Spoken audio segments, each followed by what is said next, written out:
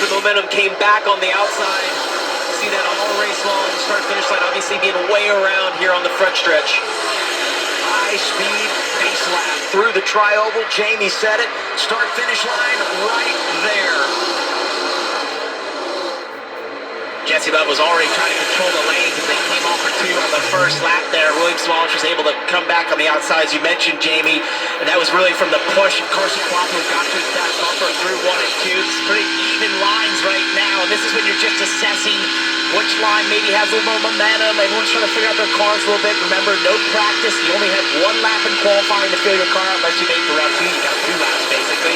And that's this portion right now. You're just sort of assessing what's the car do, how does it feel. Is feeling going to be a thing as we watch Jesse Love move up there to the top side to protect that top lane and right back to the bottom. Yeah, and typically you'll see that bottom line stay a little more organized. When you're in the second groove on the outside, you see Taylor Gray on the very, very top in that white and yellow 54. They'll make it 3 wide, and that makes the outside row get shorter and shorter, and whatever line is longer typically has the most momentum. Look at the run. It's Sheldon Creed right there on the outside, the red, white, and blue 00. Yeah, the middle line there got checked up, and you see how separated they are right now all throughout that middle line. That allowed that outside line to form up and get a bit of momentum. Sheldon Creed dips out of that, and that white and blue 00 there into the center line. The left 6 inches on the outside, pops back to the outside now. Creed going to the outside of Brandon Jones. Let's get an update. Driver 20. Here's Dylan.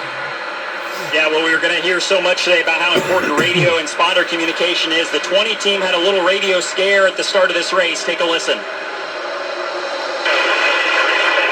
All my stuff's brand new. I just had it worked on this week, and it's been great. Neither one of you has sounded right to me since we started talking. Y'all have been standing to me the whole time.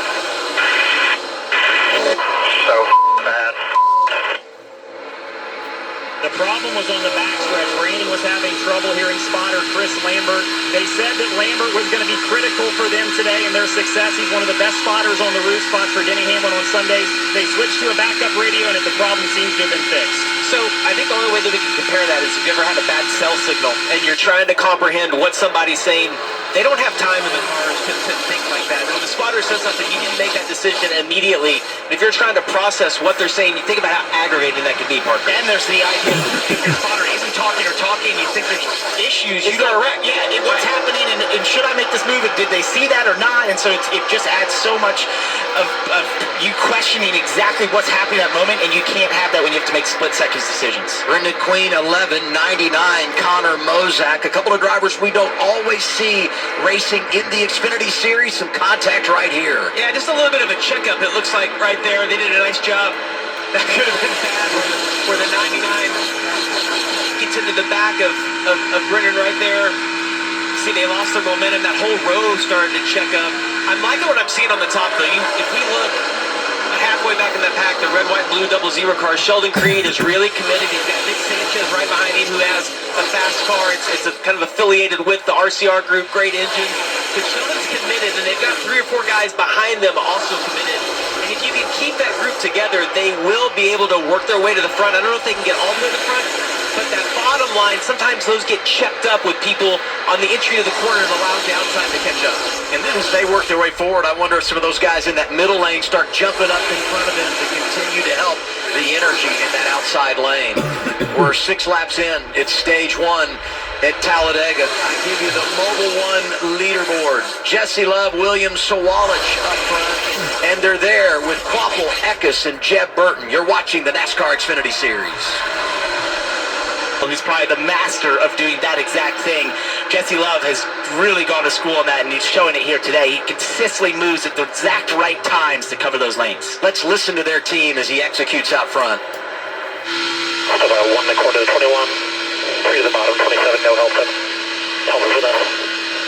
About 1 1/2, now 7's helping the 27, too far detached, so inside, come down half. All right, now stay off, I'm 21 more. as you listen to the communication between the spotter and the driver, I can't tell you how mentally exhausted you are when one of these races is over, because as you listen to all that as a driver, you're trying to process it. You're also looking in the rearview mirror the whole time here. He sees the 21 coming up behind him, and you're trying to time out. Are they going to pass? Are they going the inside? Are they going the outside? And then everything that spotter's telling you, when these races are over, you're just mentally, you're just exhausted. Over halfway through our first stage, Love has led 11 So laps. got very loose there. And he continues to control this field, but boy, is he working hard out front. And this move was key for Love to get ahead of the curve and take the top spot. Starts on the pole, and he is in charge. Driver 2 getting it done at Talladega Super Speedway.